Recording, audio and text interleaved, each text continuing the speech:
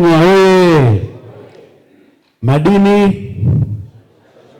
Madini.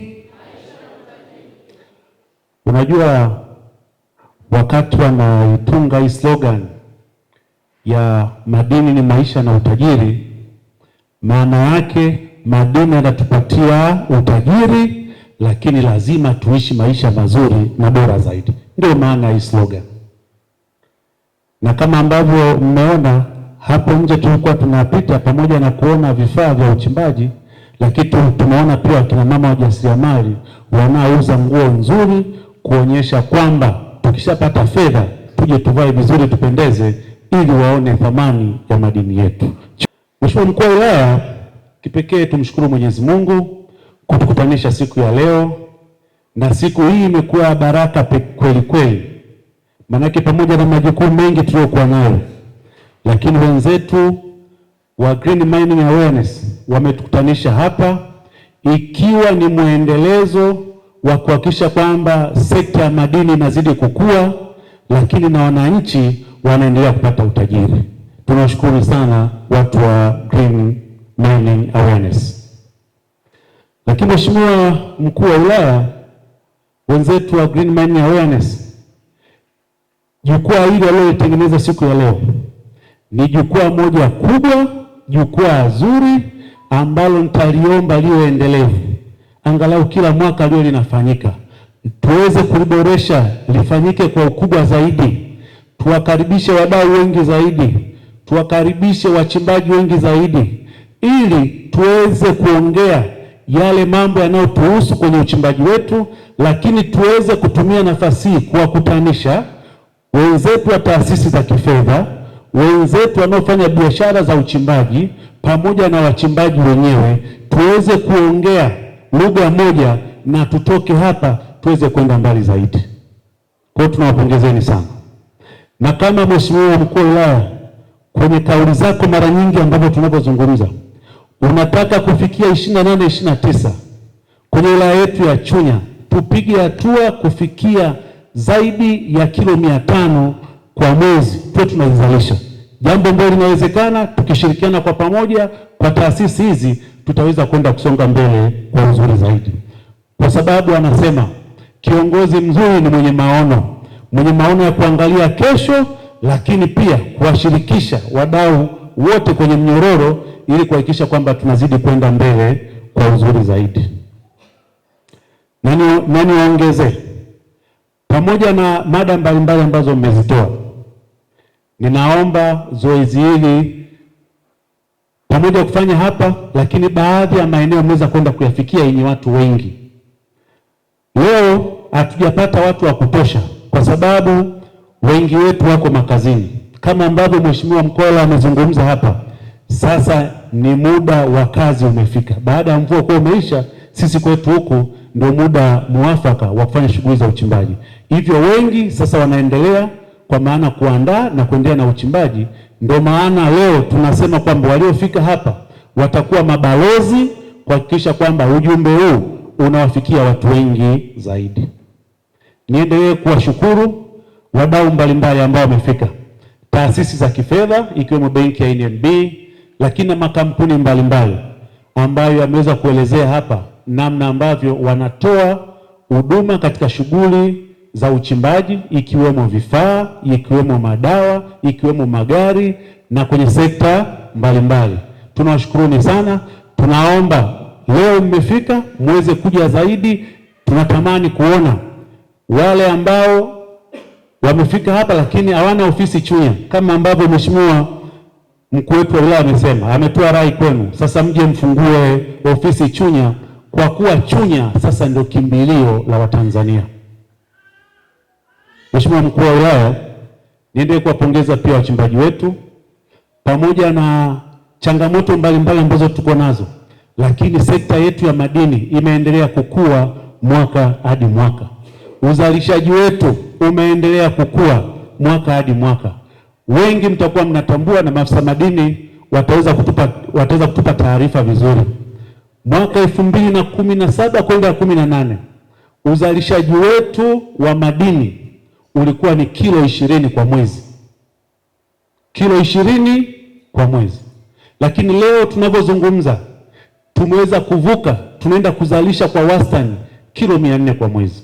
Padogo hapo ndugu zangu. Hii yote ni kwa sababu serikali yetu inatujali, imezidi kuweka mazingira mazuri ya ufanyaji kazi, mazingira mazuri ya uchimbaji.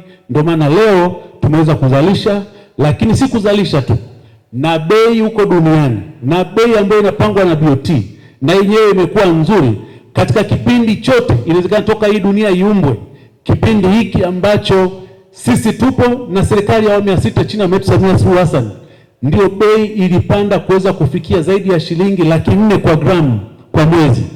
Tujipigie makofi wachimbaji wetu. Haya, tunasema kwamba sekta yetu inapiga hatua na inakuwa. Mheshimiwa Mkuu wa Wilaya, wachimbaji wamepata nafasi ya kuzungumza, wameweza kuzungumza. Kwanza wameipongeza serikali kwa kuweka mazingira mazuri ya uchimbaji, lakini pia wameendelea kuomba na kutoa changamoto ambazo zipo kwenye sekta ya uchimbaji, na zote tumeyapokea na tumeyaandika kwamba twende tukayafanyie kazi. Lakini na wewe umeweza kutoa maelezo na maelekezo kwenye taasisi za kifedha kwamba tutakaa kikao tuone namna bora na nzuri za kwenda kuwakopesha wachimbaji wetu ili waweze kwenda kupata mitaji ya kutosha na kwenda kupiga hatua mbele zaidi. Nikupongeze sana Mheshimiwa Mkuu wa Wilaya. Nami kama mwakilishi wenu nimeendelea kuwa sehemu, nimeendelea kututua changamoto zenu kuzifikisha serikalini. Tunafahamu kwenye uchimbaji ndio sasa hivi imekuwa kimbilio la kila taasisi, kuhakikisha kwamba taasisi nyingi zinaona mnyororo wa uchimbaji umenyooka, hivyo kila mmoja anaenda huko kwa ajili ya kwenda kupata kodi au tozo. Tumeshauri serikali na imepokea kuhakikisha kwamba hizi baadhi ya taasisi ambazo ziko nyingi ziweze kuungana, ziwe chache, ili ile tozo ile tuweze kuipunguza kwetu na baadaye tuweze kupata unafuu kwa mchimbaji mdogo.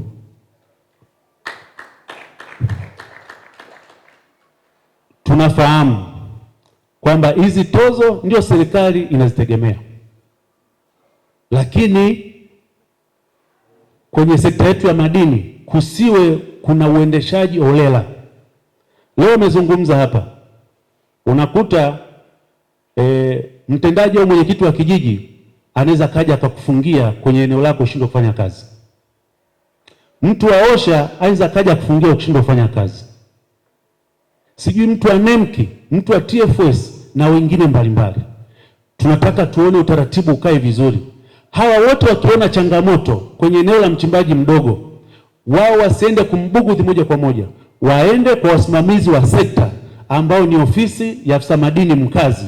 Ndio afisa madini mkazi awe na kibali cha aidha kukusimamisha kwenye eneo lake au namna yoyote ile, ili uchimbaji wetu uweze kwenda kuwa mzuri zaidi. Yale mambo hujalipa hela ya karasha, mtu anakuja kufungua propela. Sasa akifungua propela maana yake utalipa lini? Kwa sababu pale ndio panapozalisha. Tunataka hayo utaratibu uwe mzuri, uwepo utaratibu chini ya ofisi ya afisa madini mkazi, wao ndio atoe idhini kwamba huyu sasa anaweza akasimamishwa au asiendelee na kazi au na mambo mengine kama hayo. Mpaka sasa hivi tumeshapewa zaidi ya bilioni 100 zimeshapatikana kwa ajili ya kutekeleza mradi mkubwa wa umeme kwa wilaya ya Chunya na wilaya ya Songwe. Kwa ajili ya umeme, kwa ajili ya msukumo, ni kwa ajili ya wachimbaji, tena wachimbaji wadogo.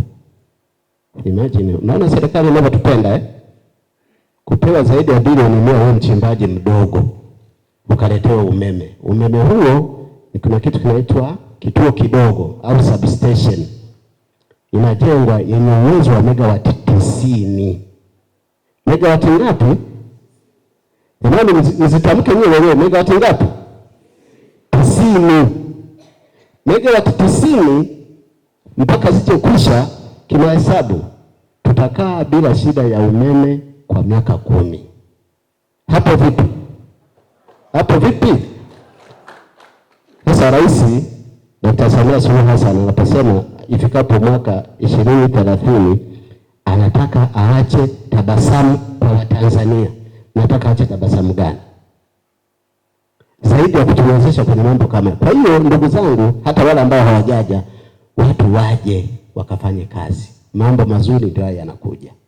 Kwa sababu mradi huu wa umeme, maelekezo ya serikali ni kwamba utekelezwe ndani ya kipindi cha miezi 10.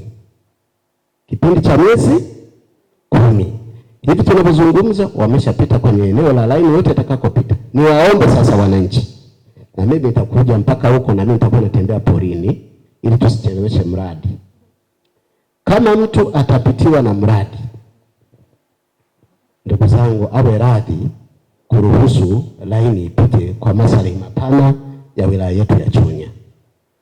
Tuko pamoja Kwa sababu umeme huo sio kwa wachimbaji tu, hata hapa mjini tunauhitaji na maeneo mengine tunauhitaji. Kwa hiyo niwaombe na mkafikisha hizi salamu, tutapita huko. Ndugu wangu katibu wa chama huko hapa, tutakwenda wote kwenda kuwaomba wananchi huko watusaidie tupitishe laini twende mbio mbio. Miezi 10 ni miezi kidogo sana. Tuondokana na hii katakata ya umeme, si vitu gani? Watu waingie huko wakazalishe madini, tumesema maisha na nini? Na utajiri. Niwapongeze sana makampuni yote mnaojinadi kuja kutoa huduma kwa wananchi wa wilaya ya Chunya, hasa kwa kuwasogelea. Nadhani anzisheni matawi na sisi tunaona na wananchi wangu waweze kuona. Pia nikupe pole mchimbaji uliolalamika tozo za planti. Tuko tunaendelea, serikali na nisikivu inaendelea kusikiza matatizo yenu, nadhani tutashughulikia. Na niwaombe pale halmashauri tuna leseni zetu pale sisi tulipewa, na mimi niwaahidi vijana zile leseni nitaenda kuzifuatilia, nikizipata Mheshimiwa Mkuu wa Wilaya kwenye 10% ile tunatoa kwa ajili ya vijana, basi naomba siku moja upendekeze tutoe fedha tununue vifaa kwenye kampuni hizo zote, tuwakabidhi vijana waendelee na shughuli zao za uchimbaji. Nipende kuchukua nafasi hii kuwakaribisha kwa ajili ya kikao hiki, na sitakuwa na mengi ya kusema zaidi ya kuambia wanachunya kwamba hii ni fursa pekee ambayo tunapaswa kuitumia ili kujenga uelewa kwenye sekta yetu ya madini na kutengeneza mtandao mkubwa wa namna ambavyo tunaweza tukapata vifaa vya uchimbaji na namna ya kuweza kuielewa vizuri sekta hii ya madini, kwa sababu tunakutana na wadau mbalimbali. Ni director wa marketing wa kampuni ya CRSG, maana yake ni China Railway Service Group. Sisi ni contractor, the main loan contractor, lakini tumeform sister company inaitwa CRSG Trading Tanzania Group. Tunapatikana Kibaha, Dar es Salaam na pia Tazara. Sisi ni dealer na supplier wa heavy equipment, mashine za uchimbaji, excavator, ile line yote ya product sisi tunayo. Ukitaka sisi tunauza model ya SDLG kama ilivyo hapo kwenye bango. Sisi ni group moja na Volvo, lakini umekuwa under license na China. Kwa hiyo tunapatikana pale Dar es Salaam, na mashine zetu sisi ni imara sana, na imara wake ni kwamba durability yake sisi tunatumia kwenye excavator tunatumia engine ya duties. Nafikiri duties engine mnafahamu, ni engine ya siku nyingi, ni engine ambayo imekuwa originated from German. Kwa hiyo ni kwa sababu ya heavy equipment. Kwa hiyo uimara wake huko hapo kwenye miamba pia na vumbi ile, na pia ni direct injection. Sisi tunatumia direct injection. Niweza kuwapa mfano wa direct injection, lakini kwa sababu ya muda basi nakomea hapo. Natokea Mapesa Intertrade Company Limited, ni kampuni ambayo inajihusisha na uuzaji wa vifaa vya uchimbaji pamoja na kemikali za uchenjuaji including reagents aina zote. Tuna vifaa vya uchimbaji kama air compressors, tuna jaw crushers, tuna digger, tuna JD engine kuanzia horsepower 20 hadi horsepower 30, lakini pia tuna kemikali za uchenjuaji ambazo ni activated carbon, sodium cyanide, lead nitrate, lakini tuna reagents za aina mbalimbali kama tinneto, potassium iodide pamoja na zinc dust. Mapesa Intertrade tunapatikana Chunya mjini opposite na soko la Bloka karibia na TRA, lakini pia tunapatikana Itumbi karibia na msikiti wa Masjid Rahma. Karibuni sana Mapesa Intertrade, tunafanya delivery lakini pia tuna huduma ya kulipa kidogo kidogo. Kwa mfano mtu anahitaji mashine kama air compressor ambayo tunauza ni 7,850,000 na hana uwezo wa kulipa hiyo hela yote kwa wakati huo mmoja, ana uwezo wa kulipa kidogo kidogo mpaka atakapofikisha hiyo amount na akachukua mashine yake akaendelea na kazi. Kwa majina naitwa Edgar Eric Chifuba, ni mkuu wa idara ya masoko ya kampuni RM Kyando Company Limited. RM Kyando Company Limited kama alivyosema ndugu yetu MC ni kampuni kubwa. Tuna miaka 10 sasa sokoni. Tunalijua soko vizuri. Sisi tunahusika na uuzaji wa vifaa vya mchimbo, lakini pia sisi ni uuzaji mkubwa wa kemikali za migodini, lakini pia sisi tuna maabara ya kisasa kabisa ya upimaji wa sampuli za madini. Lakini kubwa kuliko yote, vifaa vyetu vyote tunavyouza sisi RM Kyando vyote tuna spare parts ziko katika ofisi zetu. Kwa kweli katika maeneo karibia yote ambayo yanachimba dhahabu nchi sisi tunafika. Tukianza kwa haraka sisi kwa wilaya yetu hapa Chunya mjini tulipo hapa tunayo matawi mawili. Tunalo tawi la Chokaa ambalo linafanya huduma zote na huduma za maabara ziko pale. Lakini ukifika hapa Chunya mjini uelekeo wa Makongo mkono wa kushoto utaona kuna gorofa moja zuri lina vifaa vingi sana pale. Ile ni tawi letu lingine la Kibaoni. Lakini pia Makongo, mamlaka ya mji mdogo wa Makongo tunayo ofisi saa za Songwe, lakini tuna ofisi Katoro Geita, tuna ofisi pia Kahama kwa maana kwa Shinyanga. Kwa nini tuchagua RM Kyando? RM Kyando ni kampuni ambayo nimeona hapa ndio naongelea kwamba tuna support wachimbaji wadogo. Sisi sio tu wachimbaji wadogo. Wale wachimbaji wadogo nafikiri dogo ziwe mbili. Yaani ule mdogo kabisa ndio maana sisi kwetu utakuta compressor ya milioni 5 utaipata pale kwetu. Ambaye mchimbaji yule anajitafuta kabisa vifaa atakapata pale kwetu. Kwa hiyo sisi tunaanza kuanzia kutoa jiwe chini, vifaa vyote tutapata kwa maana ya winchi, utapata hizo compressor, utapata digger. Jiwe likishatoka juu utalichakata kutumia jaw crushers zote za size zote kuanzia size 250 kwa 400 mpaka kubwa kabisa. Lakini ukitoka hapo utafika kwenye ball mills, utapata ball mills zote kuanzia size ile ndogo kabisa kwa dry ball mill na wet ball mill utapata kwenda RM Kyando. Ukitoka hapo utakuza rudio, utahitaji kemikali, utapata kuanzia sodium cyanide, utapata activated carbon, acids zote, utapata reagents zote. Ukitoka hapo maabara, sisi nafikiri ndio watu tulifanya mageuzi makubwa ya kutoka kwenye wengi wachimbaji walikuwa wanaamini kwamba uchimbaji kwa mtabaji kuchimba, uchimbaji ni kuhusu mambo meusi, piga ramli ufanye nini. Lakini sisi sasa tunasema hapana, uchimbaji sio hivyo. Uchimbaji ni sayansi kama zilivyo sayansi nyingine. Chukua jiwe lako, chukua carbon yako, chukua udongo, njoo kwenye maabara yetu ya kisasa utapima, utakuwa unafanya kazi ya uhakika. Kwa hiyo karibuni sana RM Kyando kwenye matawi ambayo nimekushakutaja, fika pale utapata huduma. Tunafanya delivery ya baadhi ya bidhaa zetu kununua kwetu, utapata ushauri. Lakini sisi ndio watu pekee wenye maafisa masoko wanaozunguka maporini huko. Siku 7 za wiki, mwaka mzima wapo popote. Utakuja watachukua sampuli, watakuja watakuletea vifaa, watakuja watakuletea kemikali, watakushauri wakafanya namna hiyo. Endelea kutufuatilia kupitia YouTube ambako tunapatikana kwa Chunya DC Online. Website ama tovuti tunapatikana kwa www.chunyadc.go.tz. Lakini Instagram tunapatikana Chunya_official.